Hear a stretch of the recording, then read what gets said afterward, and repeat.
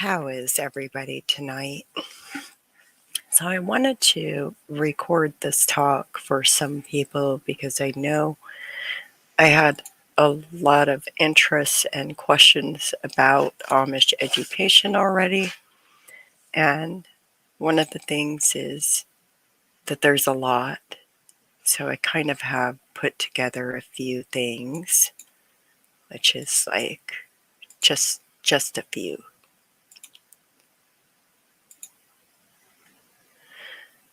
Anyways, I don't think this is gonna work very well the way that it is, so here we go.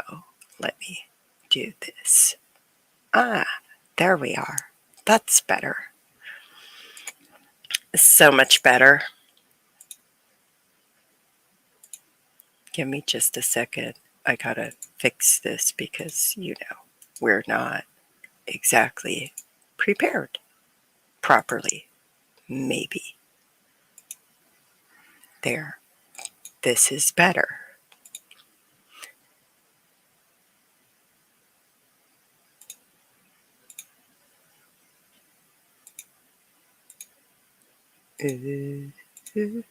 There. That looks better. Here we are. So hi, good evening. My name is Barry, as many of you know. Hi, Lori. How you doing? And I was born and raised in an ooh in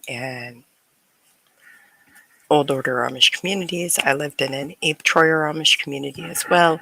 I attended 5 different Amish schools and obtained an Amish 8th grade education in 3 different communities. In 2004, at the age of 19, I escaped my Amish community.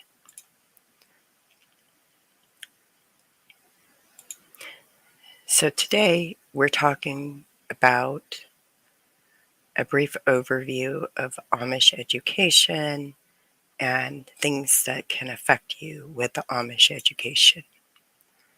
Historically, Amish children attended public schools up until compulsory education laws were enforced, making them have to attend public school past the 8th grade. This led up to a Supreme Court case called Wisconsin versus Yoder in 1972, wherein 3 Amish families were fined for refusing to send their children past the 8th grade.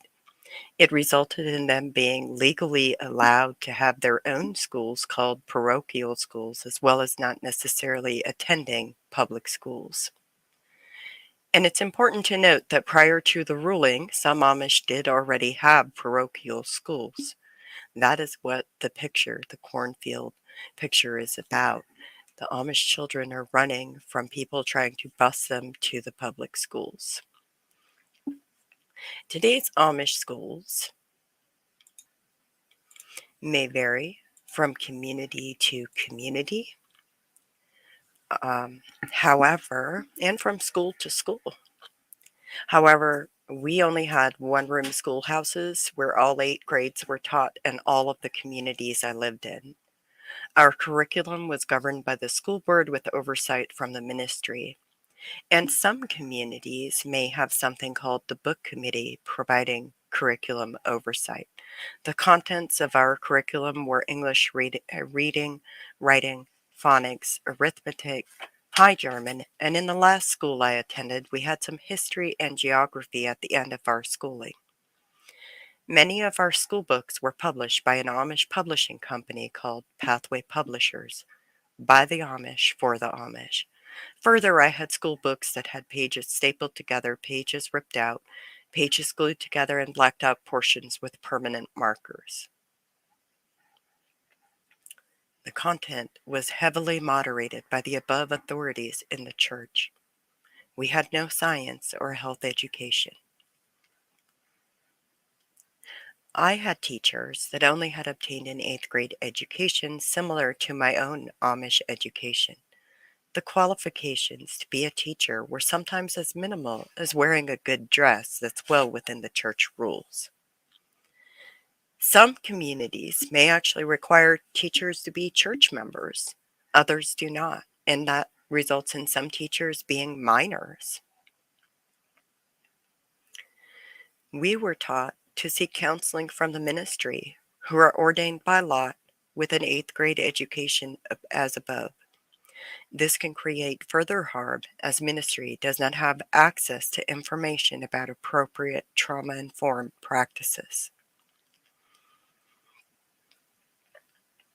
One of the reasons we learn English in school is because our primary language is often PA Dutch or Swiss Dutch.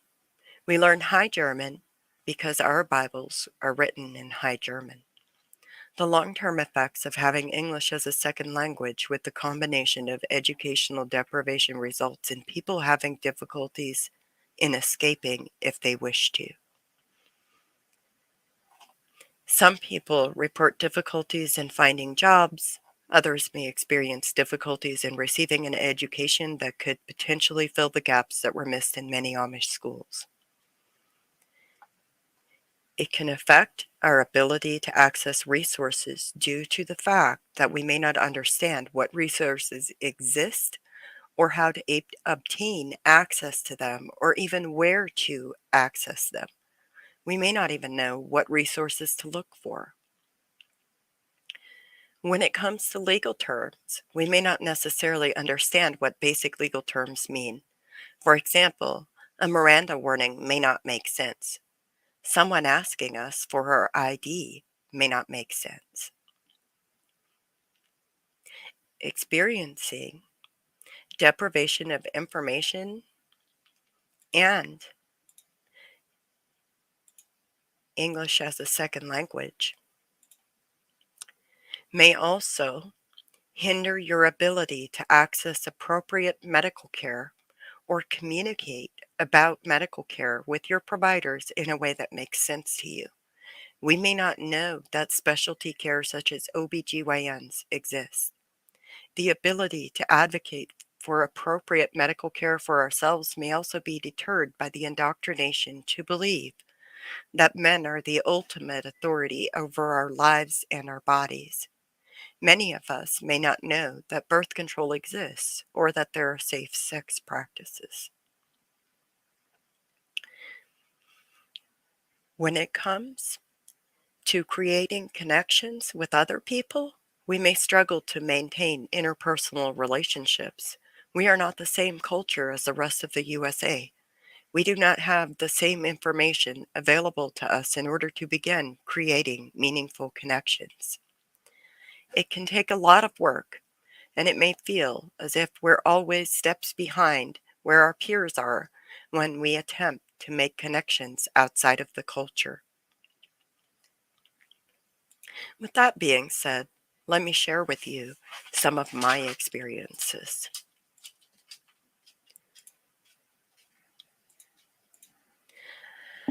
I had no idea what an ID was the first time that I was asked for my identification. The I had to call law enforcement and report a crime, and when law enforcement came out, they asked me for my ID, and I just kind of looked at them. I'm like, "What do you mean?" And they're like, "Your identification." I'm like, "I don't understand. What is this?" Further, my friend had to write letters for me that vouch for my identity in order for me to begin obtaining my birth certificate and my social security number. I couldn't get any ID until I had those items. You can't get a job without those items in most places. And when I went to try to obtain my GED, my HSED, I had an assessment and I had tutoring to bring certain skills up to par to be able to even sit for the exam. I applied for a program for youth that helped me write a resume and a cover letter. They taught me how to apply for a job. They also taught me appropriate ways to dress for a job interview and practice job interviews with me. Some other people taught me how to drive a car and helped me get my driver's license. Additionally, a mentor talked to me about medical care, taught me how to access medical care and communicate with medical providers in regards to my needs in order to access the medical care that I needed. I didn't know how to open a bank account. or that I could even open a bank account without a man overseeing my money.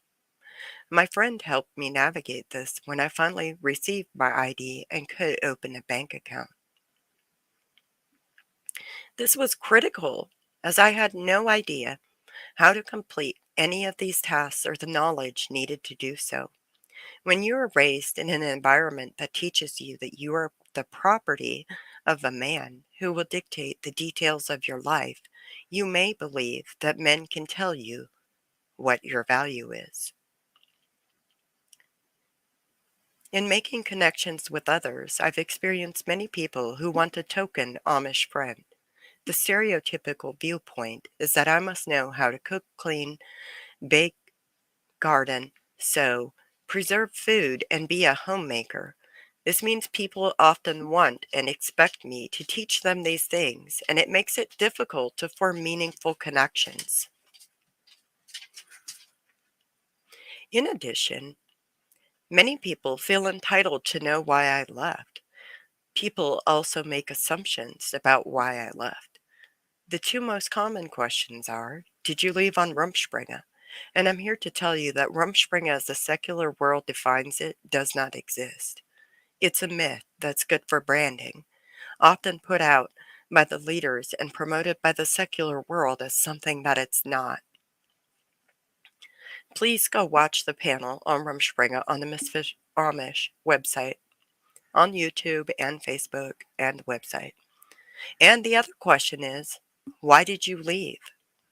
So if I share why I left, people typically respond with, but you learned all these good things, or isn't there something good you can say about the culture? It's like you asked me why did I leave, and I told you that I had left because of the CSA that I experienced and that was happening inside of the culture. And this is your response? Then I must now have something good for you. Completely inappropriate and unhelpful, and really a barrier to even begin to have authentic conversations. And lastly, in regards to forming connections with others, I myself am to this day a little pop culture impaired. I have no idea what movie reference it may be about 90% of the time. I don't get common cultural references that people in the secular world use to form connections. It can get disheartening and isolating for many who experience this. The bottom line is, educational deprivation may affect you in a wide variety of ways and can include things you may not necessarily know when you first escape.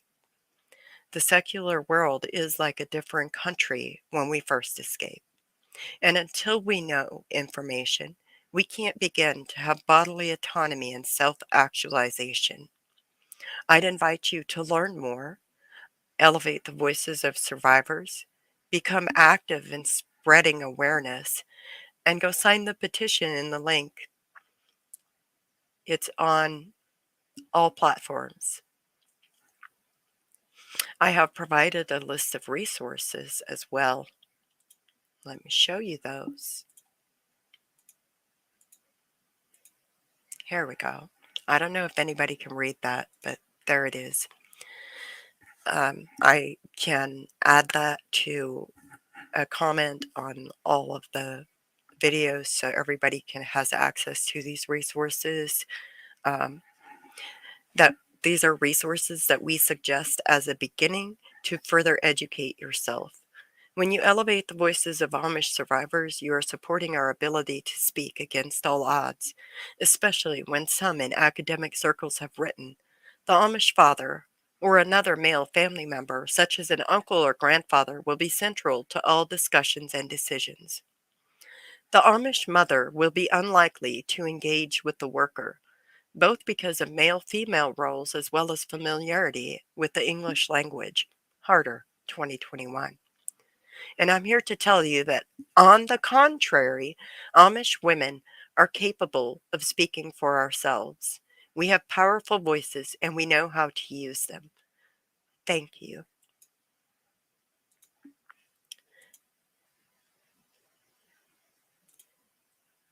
That concludes the talk about education that I have given. Thank you all for being here. I appreciate each and every one of you. Hey, Jessica, do y'all have any questions for me? Because y'all are getting a moment to ask me questions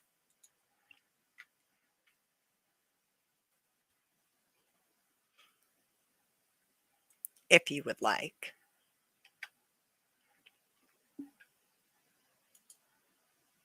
I'm just saying, anybody. But here's the thing: it's like when we don't have appropriate access to information, information can be wielded as a weapon. And we really have to find a way to elevate the voices of people who are able to openly speak about what it was like. We really do. Thank you for listening. I hope everybody has a good one. And since there's no questions, we're just going to go ahead and sign off.